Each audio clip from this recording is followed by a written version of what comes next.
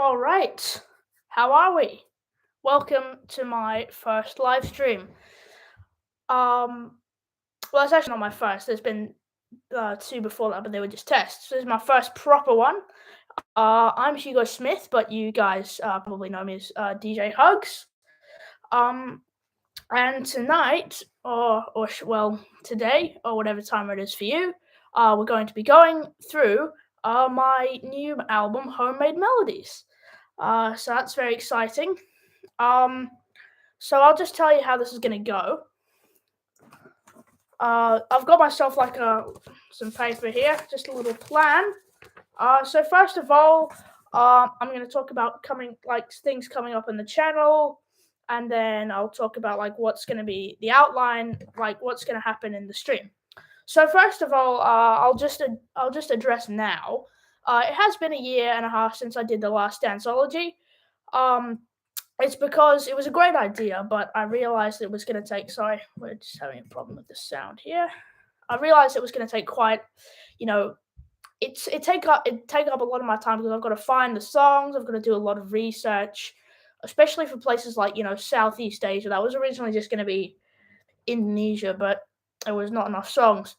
And then I've got to download them all, and then I've got to get all the cameras set up, and I've got to edit the video.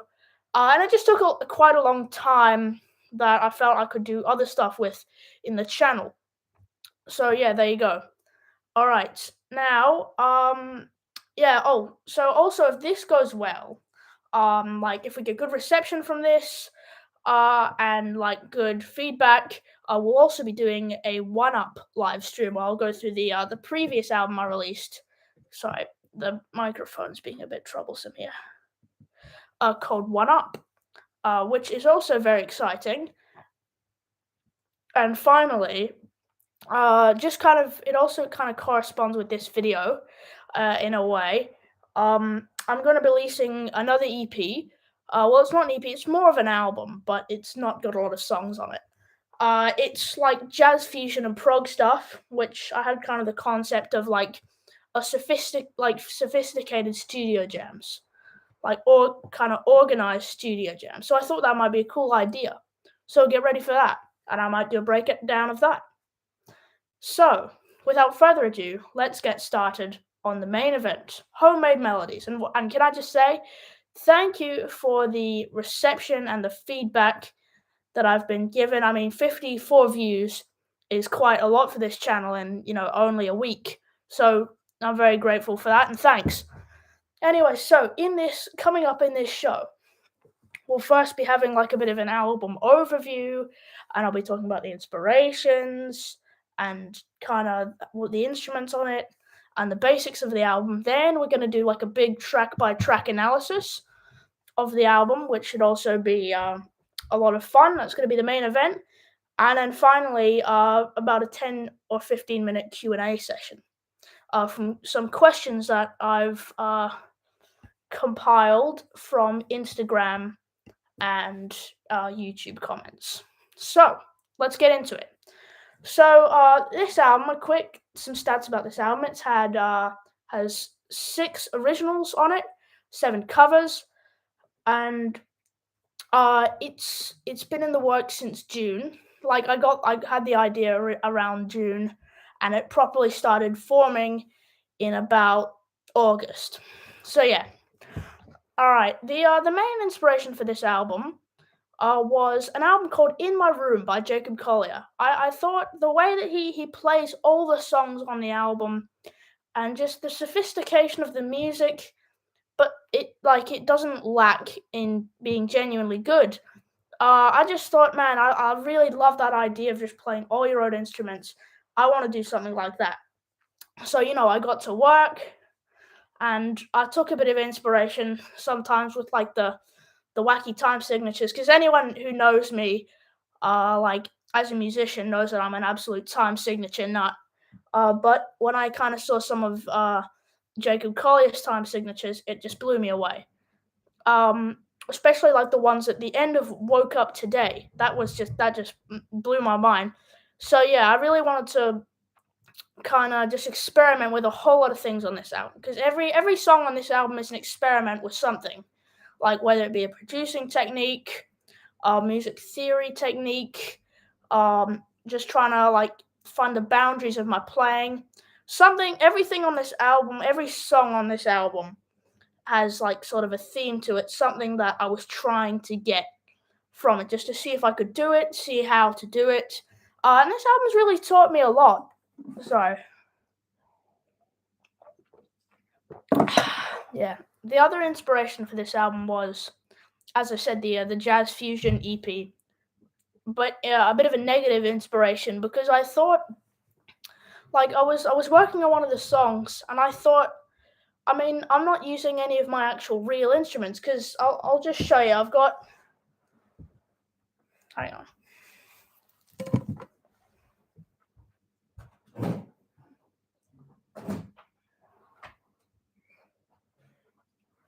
I've got two guitars here, two great guitars, and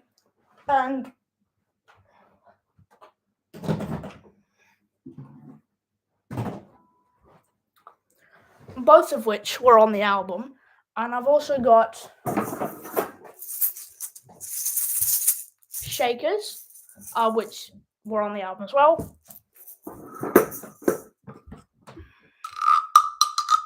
A gyro, and a vibroslap. So I thought, I've got all this. Sorry. I've got all this great stuff, and all I'm using is Apple loops and MIDI. So I thought, I really want to get back to basics. And I just thought, like, if I didn't have any of this equipment, I only had like a microphone, and I didn't have like a computer, I only had, what I really had, could I actually make an album? Could I actually do it by myself? So that's what this album was. It was a test. It was a test of my musicality, my musicianship, my, skills generally, and I'm really happy with the way it turned out. And so the album is about 50 minutes. I had a little note here about trying to I'd planned it all out, how much I had to go, what I needed to do. So yeah, this was really, it was quite a fun experience. I'd say it was probably the first album that I did where I really, had like a direction with it. Hang on. Yeah. Right, great. Thanks. Okay, great. Okay, so this is going good. Also, one more thing about the instruments on the album, I'll just show you now. This was the drums on this album, because I don't have any actual drums at home. That percussion up there is about the most professional it gets. So I thought I needed to get crafty and creative with the drums. What was I going to do? So I'll just show you now.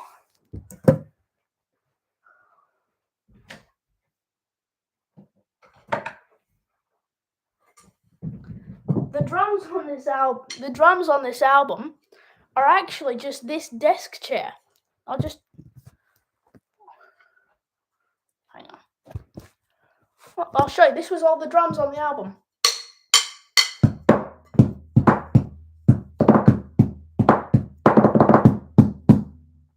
There you go. So that was really, so I had some shakers, a gyro, a vibroslap, two guitars, and that to work with on the album. So I thought, it's going to be a bit of a fun challenge. What can I do here? Because just because I'm limited in instruments doesn't mean I'm limited in ideas. So yeah, I really got to work on this album, trying to find out what I could do by myself. And as I said, I'm really happy with the result. So anyways, that was a bit of an album overview, bit of inspirations. Oh yeah, and the equipment on this album, I'll just show you now. This mug, my trusty Sony headphones, my Steinberg UR22 MK2 interface, and my trusty Rode microphone. And with that, I set off on a really fun journey making this album. All right, now let's do the track by track analysis. So we first start off with Fifth Dimension. So I put that little funny bit at the start. I'll find it now. Hang on. All right, I'll just go into the software I use, the DAW I use, by the way, or the DAW, is Logic Pro X. I think it's just the best one. I think it's a lot more easy to use than Ableton. But I guess each to your own, I suppose. So I'll just play you now. So I put this little bit at the start to show how over midied my music had become. So it kind of it's like where I'm coming from, yeah. So there's a little slap bass in there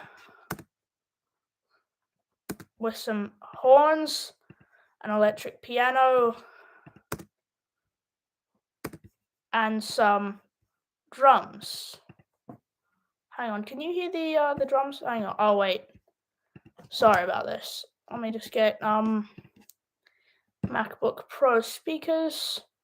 Yeah, all right, here you go. This should be it. This is. Hang on. Sorry about the technical problems here. All right, I'll just shift the microphone a bit closer. So yeah, as I said, there's a slap bass in there and some horns. I love the sound of a slapped bass. It's just, yeah. And a little MIDI drum kit. So yeah, and with that, this was the first song I really did where I was experimenting. It was just an experiment with just generally what I could already do in the studio, because this was the first song I'd done where I just used my own equipment completely. And so here you go. We've got this. It starts off with a little guitar riff. And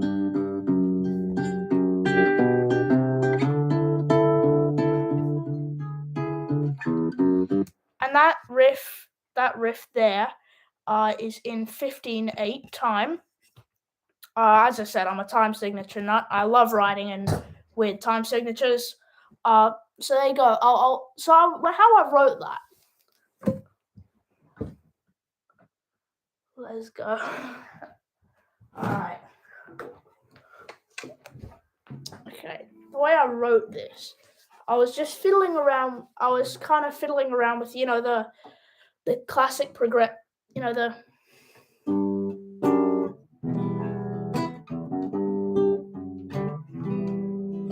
And I love combining, different chord shapes with different bass notes. For example, that's.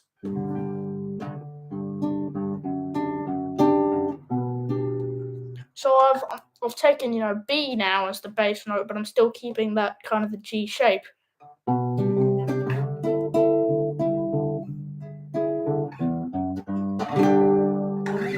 And the other thing about it is I'm a bit lazy when I write. I'm not really I don't properly change the chord shapes. I just leave them. I just leave shapes there as they are. It was sort of what Noel Gallagher did in whatchamacallit, Talk Tonight. He goes like the.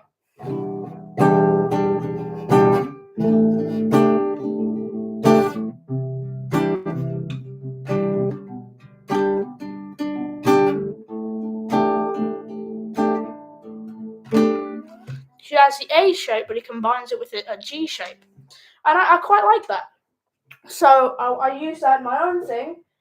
And the chorus was just me kind of noodling around. I had the basic, it was just sort of.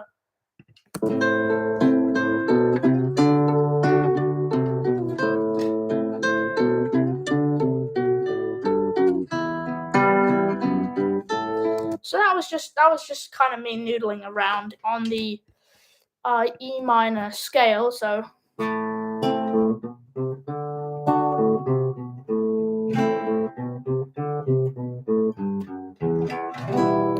The E minor, the harmonic minor scale.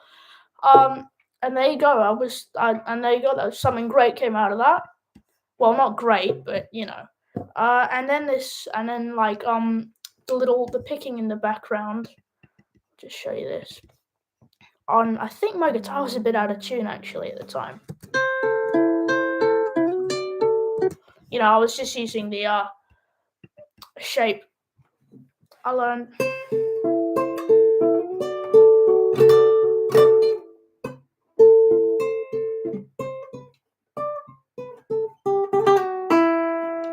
There you go. I learned that on a Spanish song, I think it was, that I was practicing, and I thought that was a nice shape that went with A minor, because it is A minor. And then we also hear the entrance of the drums here.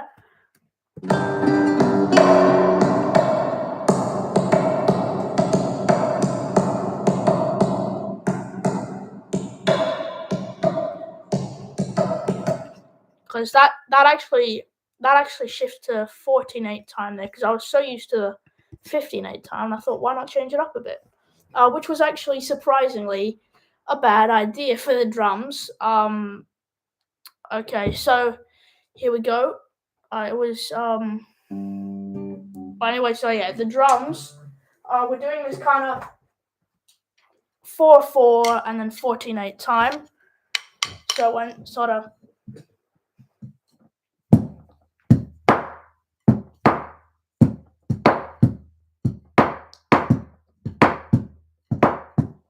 So yeah, it's pretty simple when you hear it by itself, but I thought simplicity, as I think Leonardo da Vinci said, simplicity is key. And that works. And then we hear the entrance of the shakers. Hang on, I think it's here.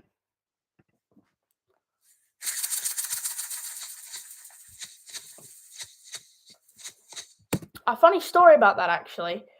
Those aren't actually as like the more eager, the bat-eared listeners may have recognized. That's not actually, these shakers. Because the reason I got those shakers was because I was using hundreds and thousands and baker's yeast, and the baker's yeast, I was recording a song, and the cap of the baker's yeast came off, and it went all over my room, and it absolutely stunk. And then we went, right, that's it. No, that's not happening again. So I went and got these, like $3, and they worked perfectly. So here you go. And I used the shakers as a way to help myself keep time, because you can hear it here. This is the baker's yeast.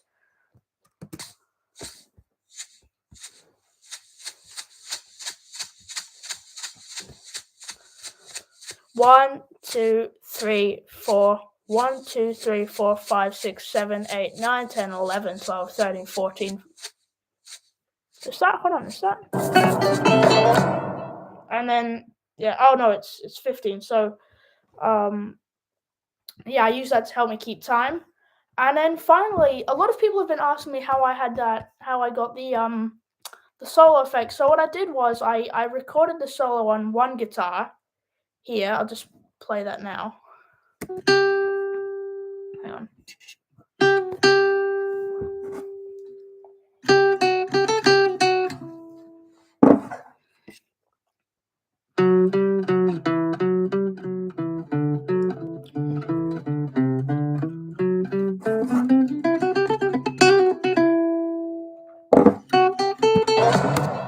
And I thought that's going to take me ages to try and play that again, but like a perfect fifth up.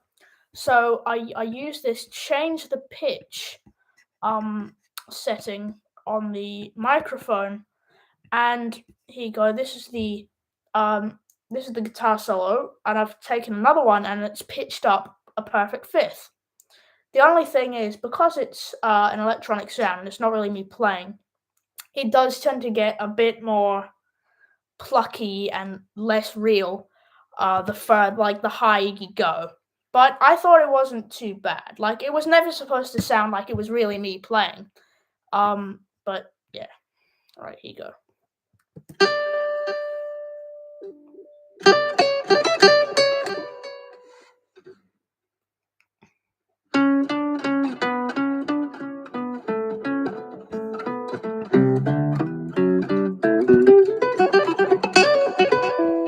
Because I was originally trying to transcribe it and play it just as it was, but it was those kind of rhythms there that weren't really in time with the music, and I was thinking, no, this is going to take too long. I've got to move on.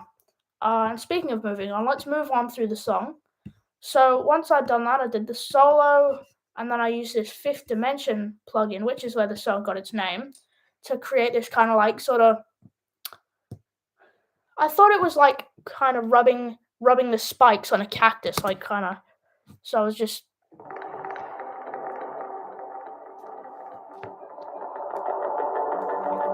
So I just wanted to create this kind of otherworldly kind of texture. And then there was this bit here that it broke out into this really funky bit in G minor. It went. Because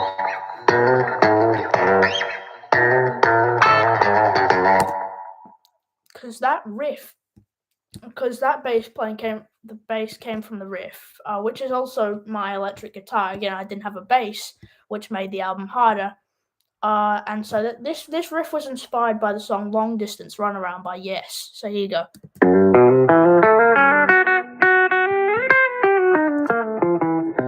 Because I'll play you "Long Distance Runaround." They sound they like this. It kind of went. Sorry, that might be a bit loud. And then I just did a solo in G minor. And then that song ended there. And so that was Fifth Dimension. Now I'll take you on a quick tour of. Hold on. I'll take you on a quick tour of Impulse. Let me just take that. Okay, yeah. So the way I did this was I gave myself 1 hour to make a song, because this song was one that I already had stored in had up my sleeve, so it was just kind of.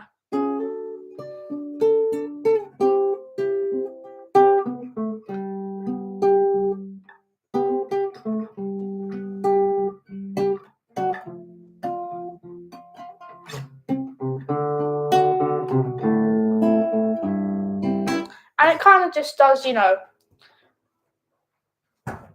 classic things. It has a descending bass line, and then it does the E, G sharp, C sharp minor kind of thing.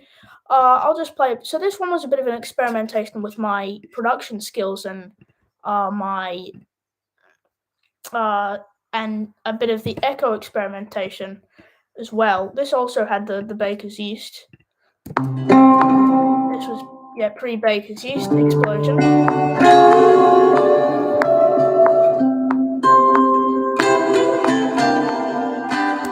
And so I had that on the metronome on, obviously, to help it keep time until the rest of the stuff kicked in.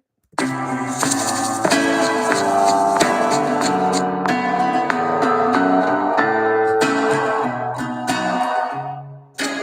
that's the old forest section and old forest setting and empty church setting with the echo turned up. And then I have this solo that was actually taken from a Frank Zappa song. It was a solo he did on the song Son of Mr. Green Jeans. So it goes. And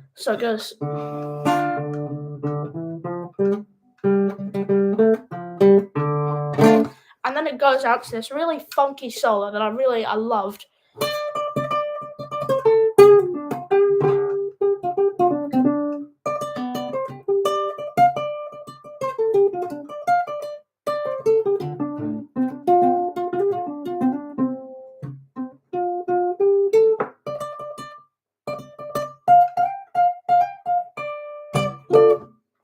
And I quite like that solo, so I used that as my lead, and the rest of it was just a bit of messing around, and then I took it back, and it had this massive, big thing here. And then I had this little drum solo kind of, but it didn't go very well.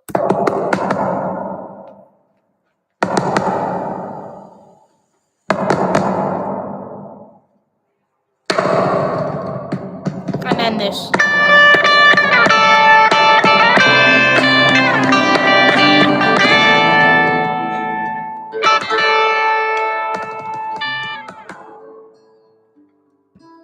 And then there you go. It goes back to the chorus on a singular acoustic guitar.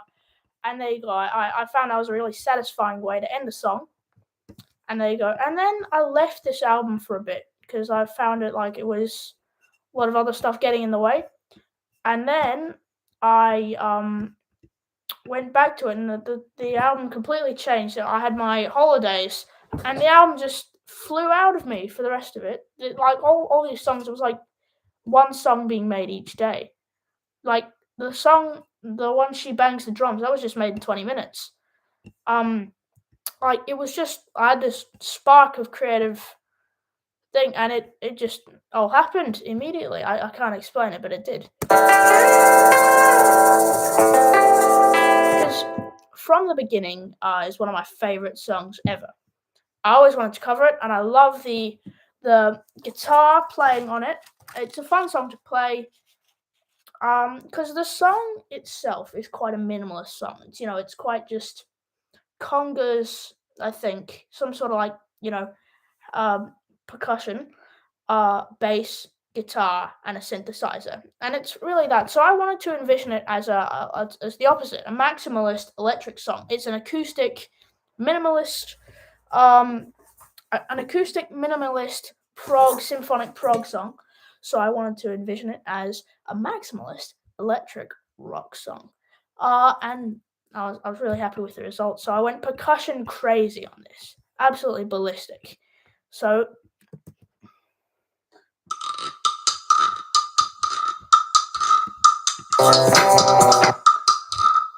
and then there you go, that was the gyro. And then there's this the shake. I think this is the shakers. No, this isn't the shakers. This is something. Oh, that's the gyro again, but I'm going.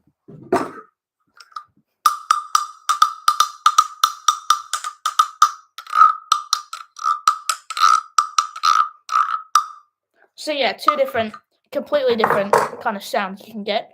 And then there's the shakers here.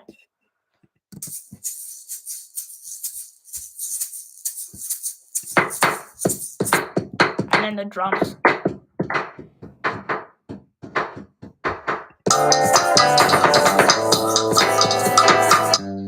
And this is me impersonating a bass player.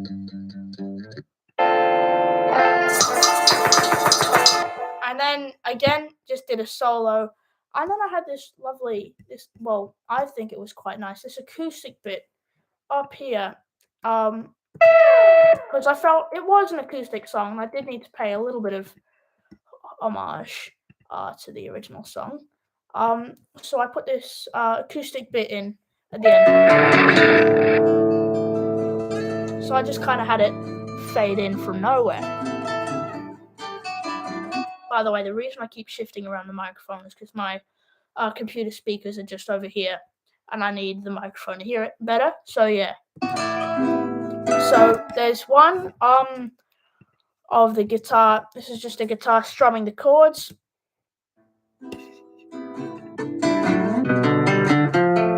So it's just playing the backing, one of the solos. Oh yeah, this is just doing this is doing my solo.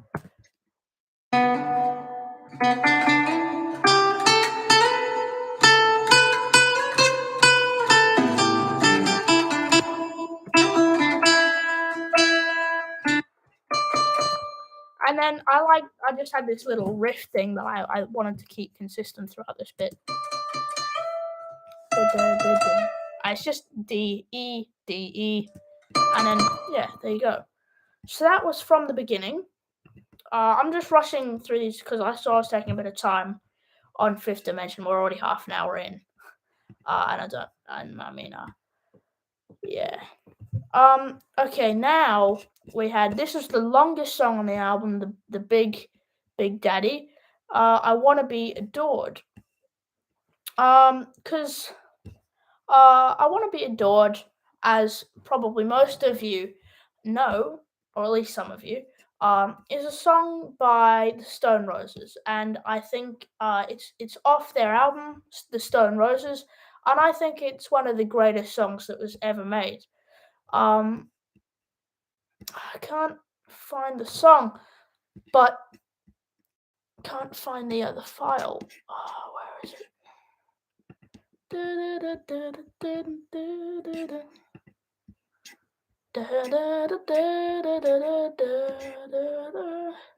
And that was why I also covered She Bangs the Drums. I'm trying to find the file. That's right, I Wanna Be a Door. Okay, which is what I originally thought the lyrics of the song were. So we start with this intro bit, which was me speaking ChatGPT generated gobbledygook. So I've layered myself 7 times, 8 times, just talking absolute nonsense. Literally nonsense. Jiggling llamas in a polka dot parade, moonlit cheese, dancing bees in a lemon cascade, oh zippity zap, and a flip flops and a kangaroo, giraffes in a peanut butter. I know And then there's this just like a bit of distortion, Lou Reed kind of Metal Machine music distortion. Just me banging on the guitar. And then I faded in a bass riff, the main bass riff that everyone loves and knows to this day.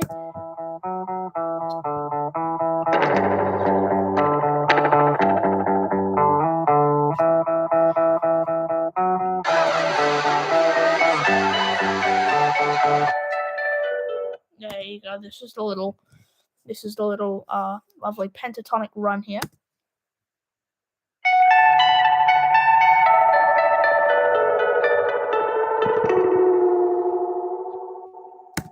Yeah, it just does this lovely little fade out thing on the guitar, which I quite like. And then power chords, and I did this thing with the drumsticks, just rubbing them against each other like I was sharpening a knife.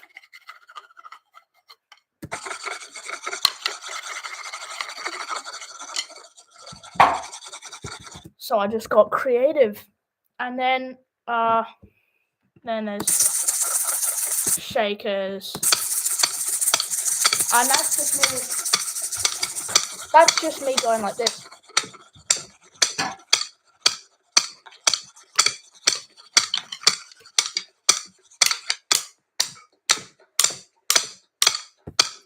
So that was just me. I was just really having a lot of fun with this because I love the intro of the song, and I always thought it should be longer, which is exactly what I've done. And then there's some solos, and then it goes into the main bit.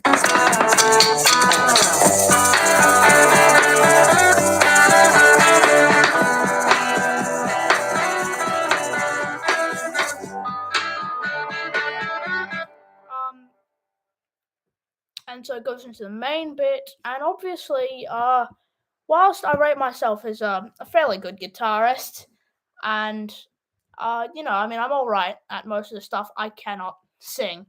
So I decided to play the melody on a little.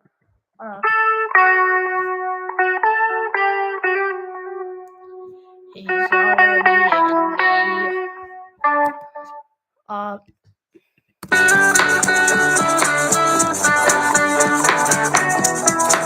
So we've got this little call and response thing going on with the guitars. And then I just kind of continued that through the song. And then I had a little, solo ending. It just kind of.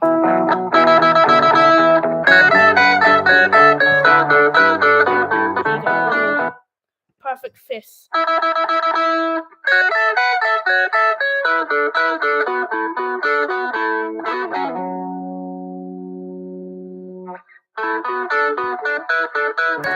little bit of a perfect fifth kind of thing, and I just faded it out. I wanted to make it like really dreamy, like the original, because I think the original is just it's one of those rare songs you can pretty much describe as a perfect song. Um, so yeah, I wanted try my best to pay homage to the original and make it my own. And so, hold on, let me try to. I'll just shite. Sorry, I said shite. Okay. I'm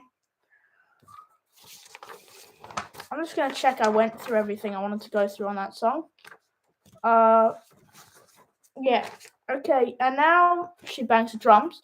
I always kind of heard this song. I always thought, wouldn't it be great if they did like a jazz version of it, like a bossa version or something?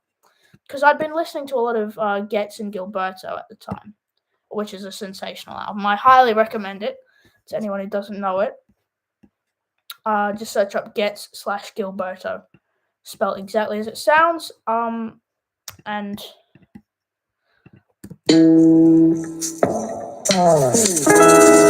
so the song is actually a very simple song.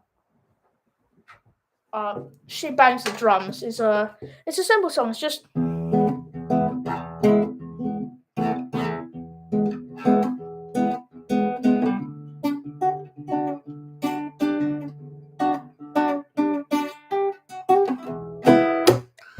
so it's just a simple song, and then have you seen her? Have you heard?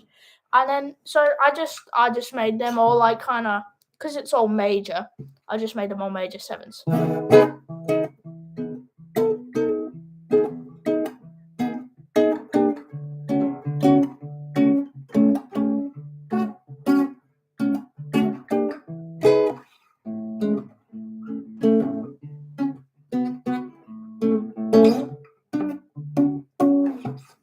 Well, you get the gist.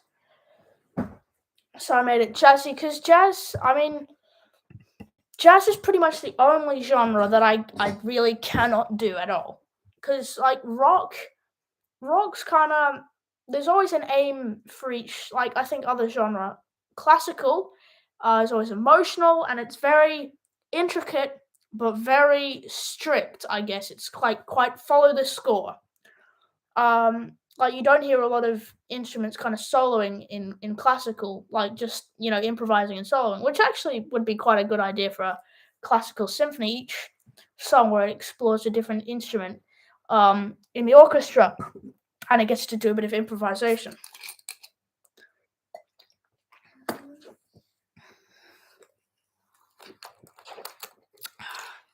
Max taste. No sugar, but a lot of other bad stuff. And so yeah, I just made them major sevens. And I used jazz plugins, which is this plugin is literally called Cool Jazz Club.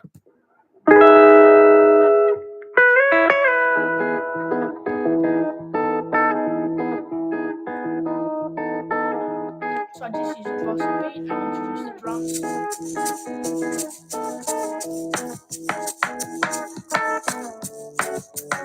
And then I also introduced the lead guitar.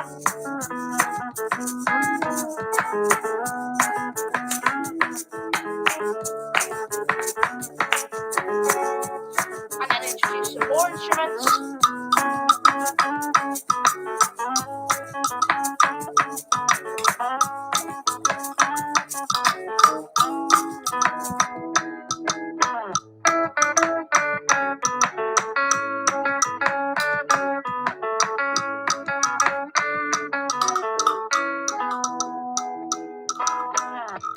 And then there's just a little loop of me playing this guitar bit.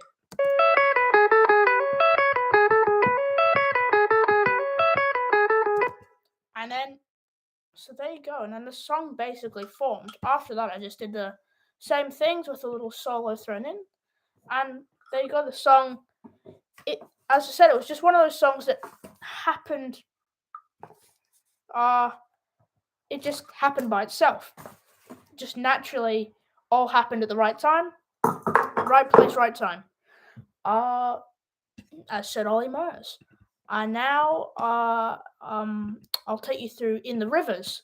Funny thing about In the Rivers, actually, I was in a music store the other day, buying the Vibraslap, and the guy who ran the music store hosts a radio show. And so that song got played on the radio, which was fantastic. And I was really happy about that. So this song was recorded under the working title of Variable Speed, and I'll explain why. Because the bass in this song, obviously, as I said, I don't have a bass. So the bass in this song was actually, and this is where a bit of the Jacob Collier inspiration came in, recorded at very speed. I'll try and find what original tempo was played at. No, that's not it. Hang on. Let me find it.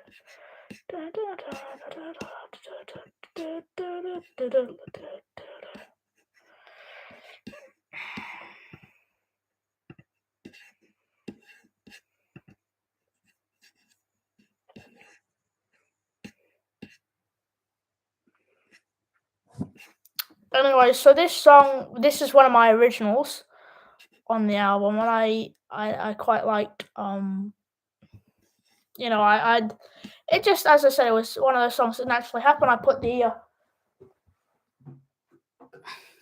I'll show you. I put the capo on the 6th fret, and I was just noodling around with a little shape. As I said, I didn't move the shape. I just kind of kept it.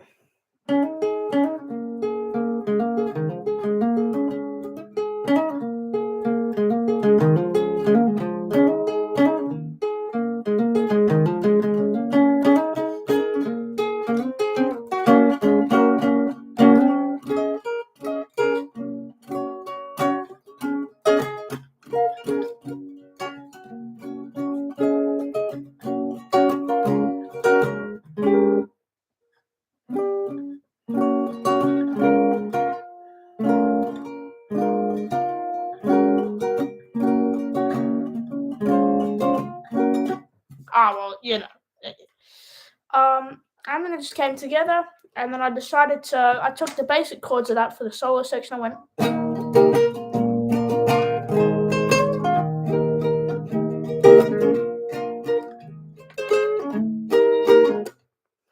and then I recorded it on my electric guitar, and then for the second bit where it does a little bit of a shift, I just put the capo up to the E flat on the E string, and repeated the same basic process. It was a fun song to record, fairly simple, but the best ones are to make.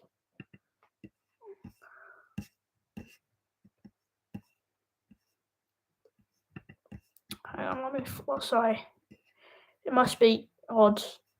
I'm just like staring into your soul, trying to find the song. Is this it?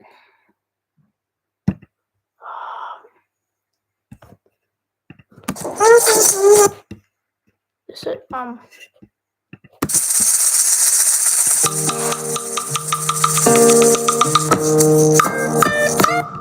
that was an attempted jazz song. Again, another try to bossa one. Okay, yeah, here we are. I found it. Okay. A quick one that's actually quick is what it's called. Okay, so I'll play the bass. The bass was recorded at very speed.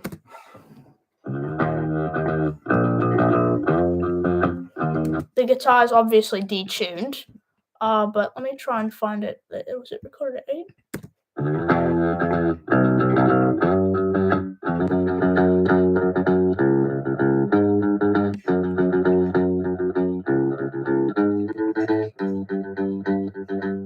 Yes, I think it was at 24. And then, I used the same instruments, the drums, the shaker, and I used just fun.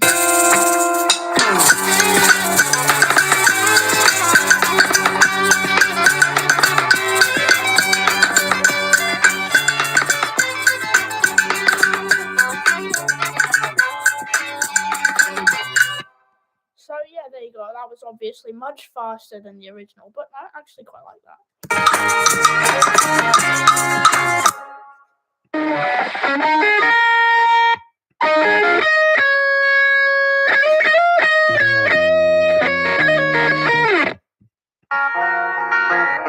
And then I just went, obviously on the let me find that. Yeah, the capo here. And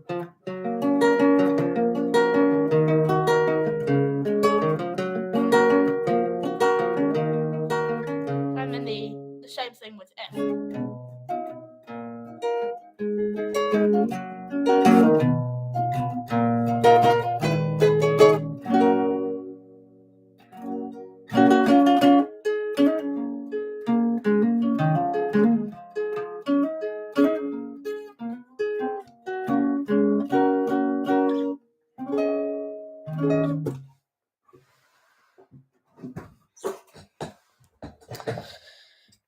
And so there you go. The song, as I said, it was just another one of those songs that just happened out of nowhere. It was just a little experiment with shape. I'm just going to double check. Just a little voice memo. I recorded on a little voice memo, and yeah, there you go. It just built itself. And then we moved on to this fun little jam I recorded. Fun little jam. Called "Time to Sleep." Obviously, an ironic title. It's in 7/4, obviously a bit of 7/4 time, because who doesn't love a jam in 7/4? And then, so I just faded it in because I wanted to make it sound like, because on quite a lot of those, like, those kind of the box sets, like, for example, on like the Let It Be box set or something, they have a lot of those studio jams that they fade in and fade out because they were just naturally captured by the microphones. So I wanted to make it sound like that. So I faded in all the instruments. So there's just shaker, 2 guitars on it, no bass because who needs it? And then yeah. So here you go. I'll play the guitars. This is the first guitar.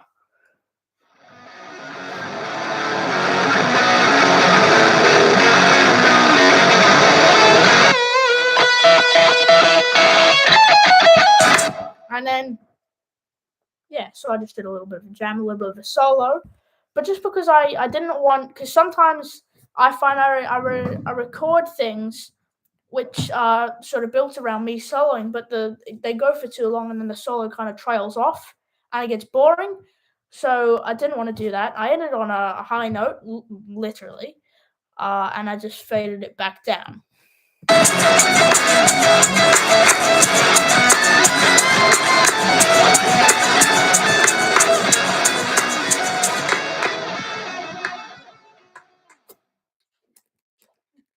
yeah.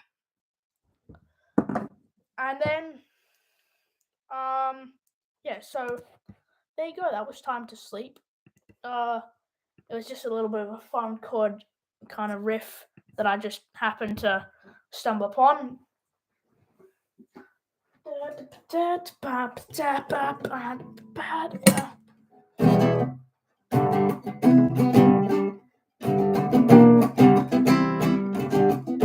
It's something like that. I know it was in G, or oh no, it was in F sharp.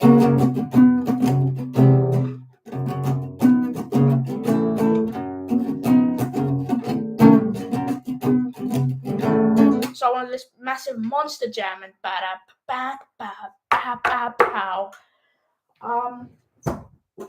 So yeah, and there you go. It's just a lot of fun to record. That was the thing I wanted to make sure about these songs. It's just that they were fun. I wanted them to be really fun. And then I did that. Oh, also, one thing I also got it from was the song "Burnt Winnie Sandwich" by Frank Zappa, where he has like a little jam that he fades in and fades out with the band. And then Alchemy was another challenge song, like Impulse. So I just stuck on the fourth, the capo on the fourth fret, and I fooled around with.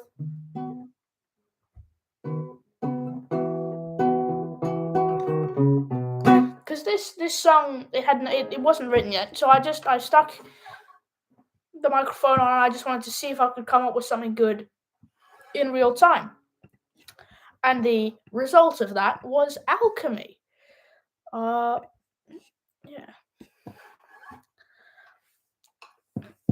I literally turned a basic song into a good song. So, and people were asking me how I got the congas effect, because I don't have congas. Well, it was actually just doing this. Because I realized with the proper compressor and EQ, the back of a guitar, an acoustic guitar, sounds like a conga.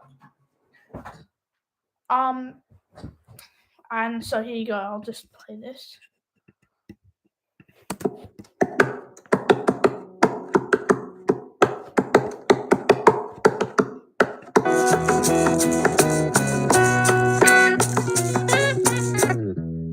So it's the bass.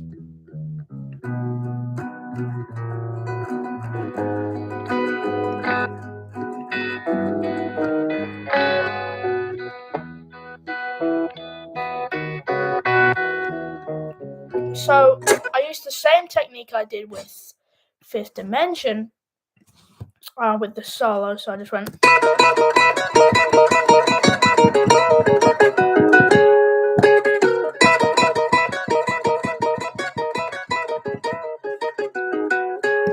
reckon that one might have actually been.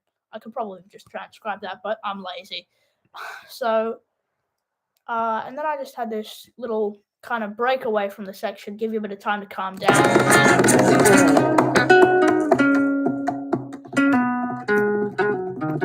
So I was just again noodling around on the E minor scale, and then I just did this little transition in 10/16 time, but it was like really quite syncopated, really held back, really triplety. So the notes sound like they're on the beat, but they're barely off at the same time. That took like 6 tries to record.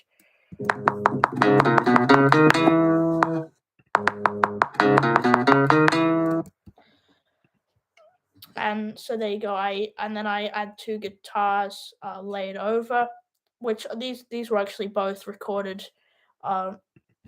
These are both real guitars.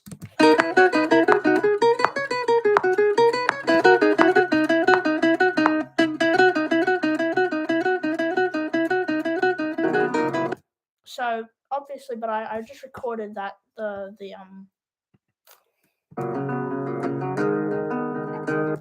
rhythm guitar free. So that was a bit of a tricky one to try and get the solo guitars to match up with the rhythm guitar, because there was no metronome or anything to go off. But again, I was happy with Alchemy because it was quite like, a downbeat song, which I wanted to do like a bit of a nice relaxing song to give you a break from time to sleep. Because even though it's a minute, it's quite a full on bit of recording. Yeah. So I think I've talked about everything on Alchemy, and now we go to Supersonic, and that was because Supersonic is quite an electric song, so I wanted this to be acoustic. And the other thing I wanted to experiment with was percussion. Because the great thing about percussion is that technically pretty much everything can be used as percussion. Some things don't sound as good as others. Like, for example, I don't think that does actually sound not bad. That doesn't sound as nice as like, it doesn't sound as real, like percussion wise. It doesn't sound like real percussion as much as drums, but everything can be used as percussion. So I'll tell you everything I used for the percussion in this song. So first of all, the thing I wanted to do was I wanted to build the song up, use a lot of percussion in it. But the thing was, because the riff is so recognizable, it's such an iconic riff that everyone knows. I wanted to think, how can I make everyone recognize this song? But I'm not going to play the riff because that would give it away immediately. So I just built the song up, with the bass, with claps, and then egg shaker, and then this little kind of like sort of triplety kind of. That is this.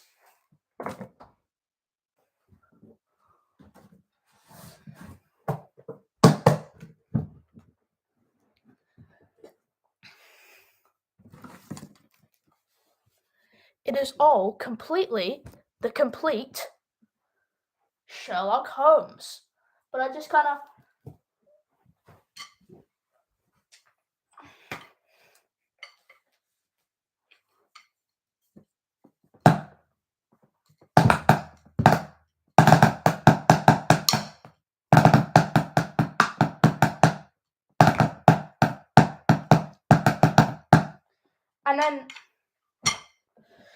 And then I just used a whole bunch of other things. Sorry. I believe that is better. Okay, and then so I just I did an acoustic version of that with a bit of Spanish flamenco influence. And you can hear that in the guitars. It's kind of like and then a bit of a Spanish solo.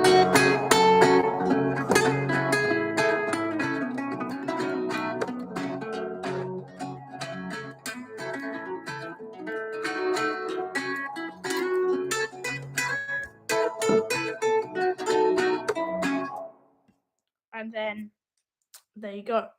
I took a bit of like a so it's, I wanted it to really scream flamenco because I love flamenco music.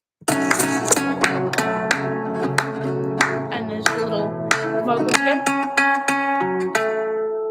the guitar's vocals, and then yeah, so it all kind of goes relatively fine and dandy, but then it does this lovely. And then it does this 7/4 thing where it was just an absolute percussion breakout. So it goes.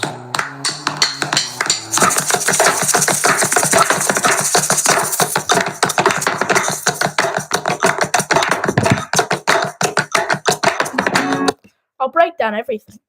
So here we go. We first have these claps. And then this gyro. So I was just brushing along the rims with the mallet. And then this egg shaker hits.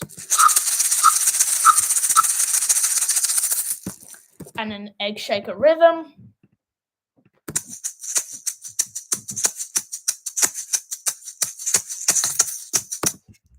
And then drums, obviously.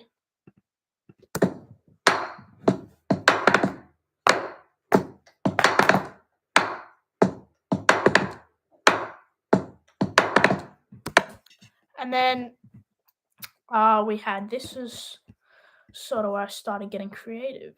So we have the pens and the pencils, which is literally exactly what it sounds like.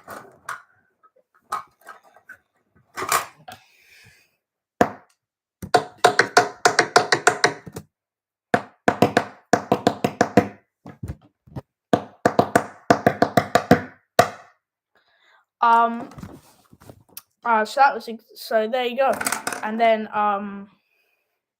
yeah, and then we had the Sherlock Holmes, obviously, and then scissors, which were actually earlier in the song. Oh no, that's me banging on my leg. Oh wait, no, sorry, my no, that was the table.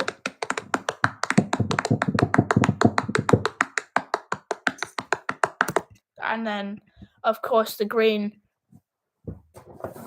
legendary green pencil holder.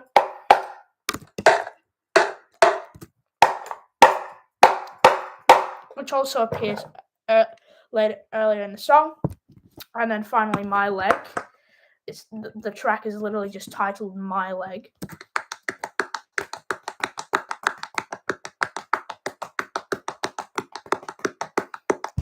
And then we entered a double-tracked acoustic guitar, which again gave it quite another bit of a Spanish vibe.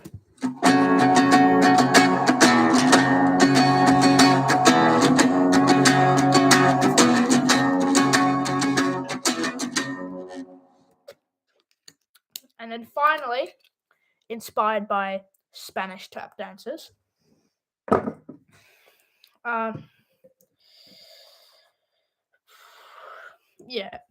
inspired by Spanish tap dancers, it goes into this.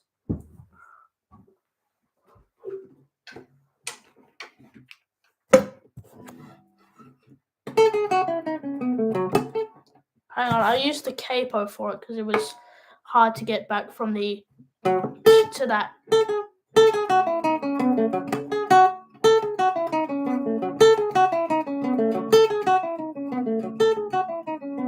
So it goes to this 9/8 thing with me,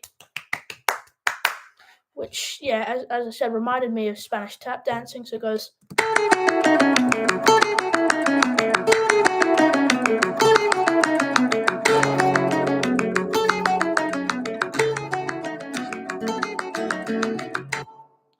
And then with the chord hits, as I said, and it's in 9/8 time, and then we use the gyro and the shaker, and then we just let it go wild from there to the end of the song. I didn't want to make it too long. I didn't want to, bore anyone. I didn't want it to go on for ages, but I did want it to to get really acquainted with it as a definite section of the song. So there was that, and then there was Pulse. I don't really think I need to go through that. I put the capo on 3. Again, it was just another making it up on the spot. And then I used a specific amplifier to make it sound like a demo. And then now we go to another big one, I Ain't Got No Heart. And I Ain't Got No Heart is a Frank Zappa song. Well, it's by the Mothers of Invention, but it was written by Frank Zappa.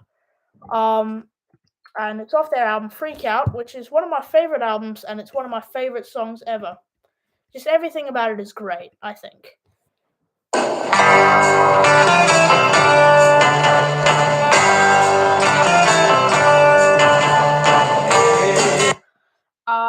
I've recorded this song many times, but I wanted to do an official version to release just to pay homage to this fantastic song and to Frank Zappa in general. So obviously, you guessed it, I used a couple of weird time signatures, 11/8 and 9/8, another kind of a bossa thing at the end.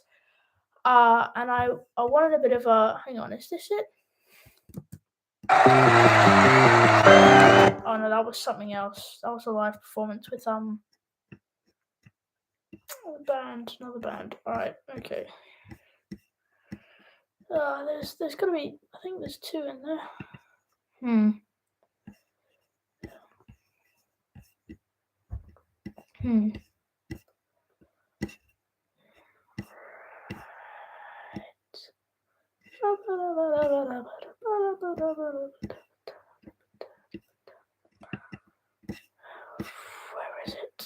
Where is it? Okay. Yeah, I'll find it. Where is it?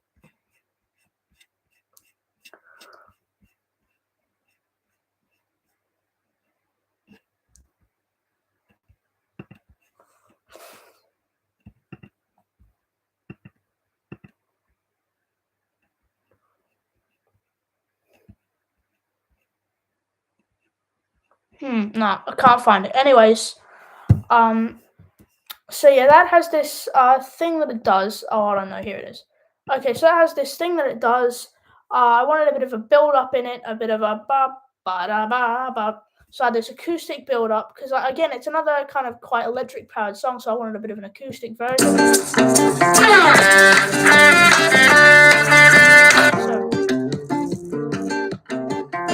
But keeping it true to its electric form. And then more acoustic guitar congas.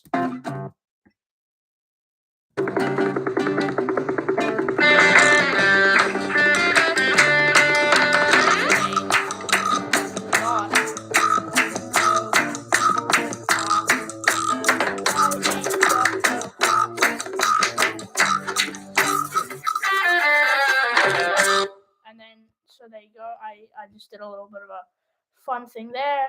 Went a bit percussion crazy again. And then I did this really fun 11/8 jam, which was fun to record, hard to record, but fun. I found it fun to play, fun to listen to. Like, it seems a bit loopy and a bit electronically powered, but I think when the bass line comes in, it gives it a bit of a change. It kind of goes.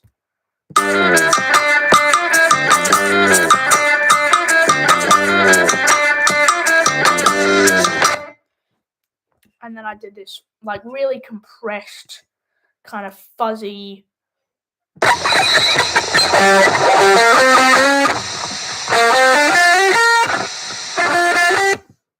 And then G minor solo. And then finally, just to let everything come. Because, you know, it's a bit of a fun trick on your ears, like a bit of a really scared them. So I decided to do this just kind of 9/8 thing. I still wanted to make it hard to figure out, so no one could really tell what's going on. It's a bit confusing. I like using 9/8 especially as like a bit of an uneasy time thing. So you think it's supposed to end here, but it's taking more time. So it's like you're trying to think, is it me, or is that song just like that? In which case, it's the song is like that.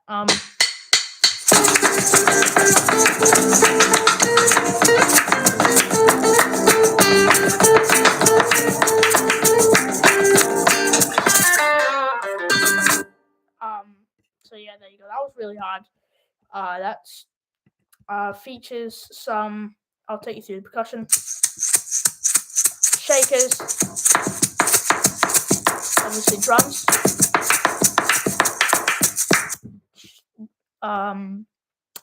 Claps, and finally me drumming on a Monash University pamphlet.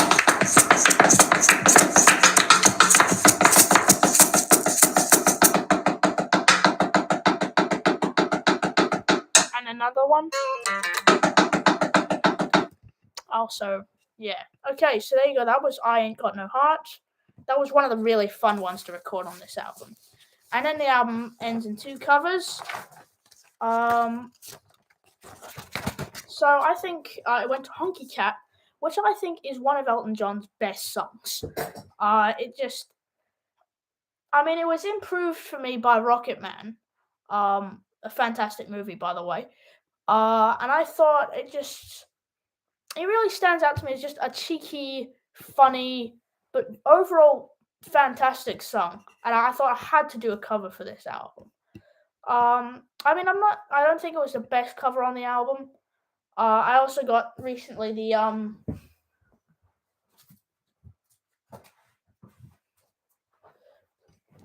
Honky Chateau album, which reminded me of its wonderful existence, because I've been off exploring the terrains of prog rock. So I decided to do a bit of that. And I had this little build up using the bum bum ba-dum bum ba-dum bum bass line.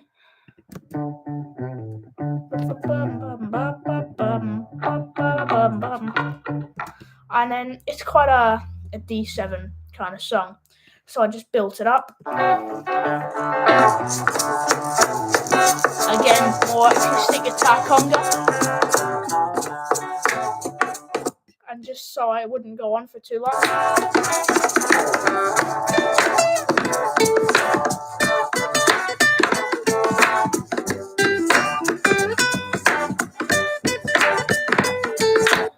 yeah, again, you've got me playing guitar vocals and all of that, and then it went to this kind of jazzy kind of New Orleans section, which because Rocket Man, it has this kind of.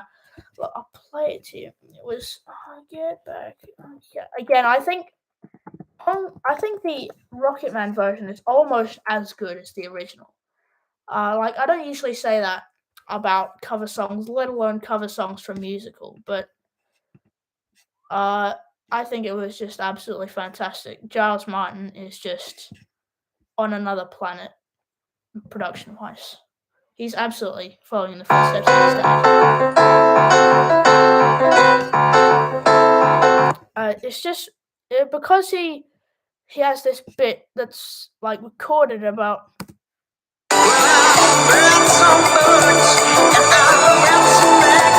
That's just naturally ingrained in my brain now. Whenever I play the song, that just naturally happens. So I just accidentally, not accidentally, I just recorded it like this because that was kind of brain muscle memory. But I wanted to make it my own. So I made it a bit more jazzy. I'll deconstruct it. We've got this the acoustic guitars, just descending seventh chords. And then some shakers, drums, and then we added some gyros,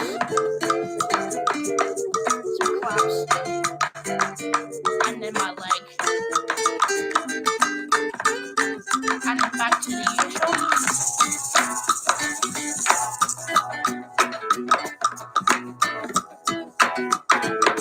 Using that change the pitch thing. And then I just let you calm down with this bit.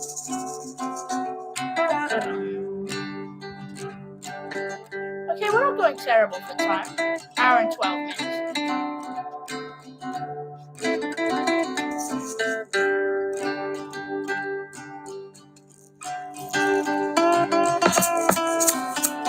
And then, yeah, you know the rest. And then so it just kind of goes down, relaxing thing, to lead us into our final song on the album, One More Kiss, which is off the astounding Paul McCartney and Wings album, which I highly recommend. Even if you listen to it and you hated it, please, I just recommend listening again. It's one of my favorite Paul McCartney albums and just albums in general. It's Red Rose Speedway, which again I was reminded of its existence from the Archive Collection release. Again, I recommend any fans of Paul McCartney or the Beatles definitely check them out. They've got some great stuff in them. So I think it's underrated, and I wanted to give it a bit of appreciation, bring it back. So I took one of my favorite songs off it, One More Kiss. I took it and I just kind of I wanted to make it this sort of more like acoustic kind of ukulele kind of thing. I brought in my ukulele.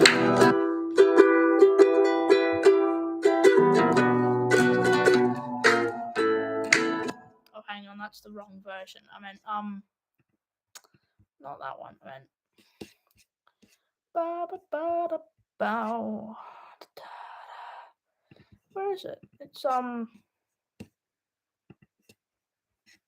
Oh, for some reason it's not working. Never mind. For some reason it's not working. Which is a bit of a shame. But there's a bit of a virus slap in there, and then another Jacob Collier inspiration. He does this kind of triplety 1 2 3 1 2 3 1 2 3 1 2 3 1 2 3 1 2 3 kind of thing when the cymbals kick in on his song Hideaway. I think it's his song. Here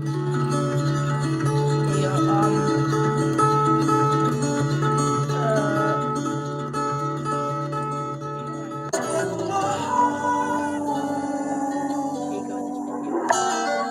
Touch me like I've never loved. It goes. So I wanted to put that at the end of One More Kiss, because also with the solo, There's a song called "Getting Better" by the Beatles, and it has this kind of droning sitar on it at the end. And it goes.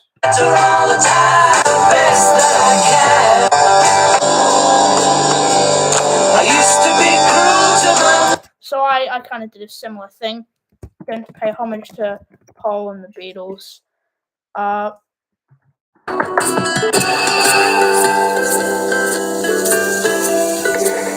then finally led it to the big build up of where I changed the rhythm.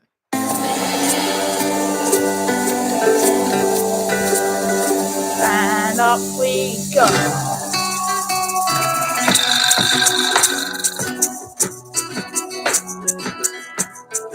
And we entered the vibra slap in, and there we go. We ended the album on a lovely bang, and I was really happy with how it turned out.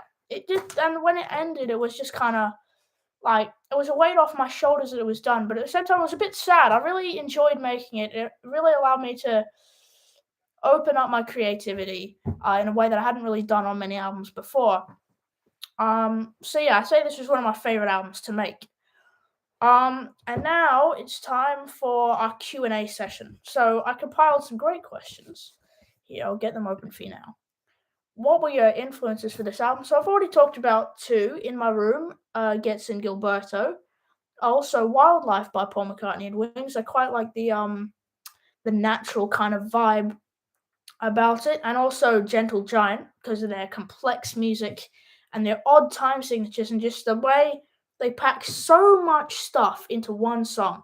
I really wanted to emulate that. And what's my favorite song on the album? She Bangs the Drums is one of my favorite songs. In general, it's a great song. And when I made it, I was really happy making it, and I thought it was just one of those songs. As I said, it just happened naturally. Just I didn't do much thinking. It just kind of just sat down, and it was all kind of there. And then, how long did the album take? As I said, it took a while since June. It's been going, and yeah, so it's been like I'd say it was the main project of the year. The hardest song on the album. What was the hardest song on the album? I Want to Be Adored was the hardest song on the album because it was just so much to do in it. There was the intro section. It was really hard to kind of emulate the dreaminess and the psychedelicness and the soundscape that they've made on the song. So that was really hard, and obviously because of the length, it took a long while. That one. What was the point of the album? As I said, to just see how I could go without any MIDI. What is this? And then finally, have you taken anything away from the album? I've learned a lot of producing skills. Generally, quite a lot of compression, EQ, things I wouldn't have figured out either way. And also I've learned a lot of percussion skills from this album because I've kind of got enough experience on the piano, well, enough thing on the piano to kind of get by. I could probably do a jam, and I could probably play along to a basic song because I know basic chords on the piano. Like I'd say probably about major sevens is about the extent from about there. I don't have much theory on the piano, but I guess percussion was really just the one kind of thing in music that I just had not cracked at all. It was one of the three essentials. I think there's three essentials to me are strings, piano, and drums and slash percussion, because everything else is just kind of, other than trumpet and woodwind kind of thing, that's their own thing. But most instruments other than that, like kalimbas, xylophones, are basically a combination of piano and drums. It's just kind of like I'd say they're kind of like the three stem instruments. And obviously, I know that they didn't come first. There's been a lot of instruments, but I'd say they're kind of like the main three in the modern day. And so yeah, but so percussion was kind of the one that I just had not cracked at all, and this album really forced me to take a look at what I could do percussion wise. And yeah, it was all for the best. I know a lot more now that I would not have picked up as I said otherwise. Which is great. I was really happy. And as I said, I was really happy making the album because sometimes with albums it's kind of a bit more forcing myself to finish it. I don't really want to do it, but kind of got to get through it. I've finished what you started, but with this album it was kind of more I want to keep going. Like I had to limit myself, which is something I've not really had to do much before. So as I said, this album was just completely like a different experience overall. It was just really back to basics, but at the same time leveling it up, which was great. So there you go. That was my Homemade Melodies live stream. I hope you enjoyed it. Hope you have a great rest of your day. And that's me, DJ Uggs. I'll see you whenever I see you next. And again, thank you for the views, the likes, the comments, everything, all the support. It's been much appreciated and it has not gone unnoticed. So thank you. Bye. Stream will stop. Yeah.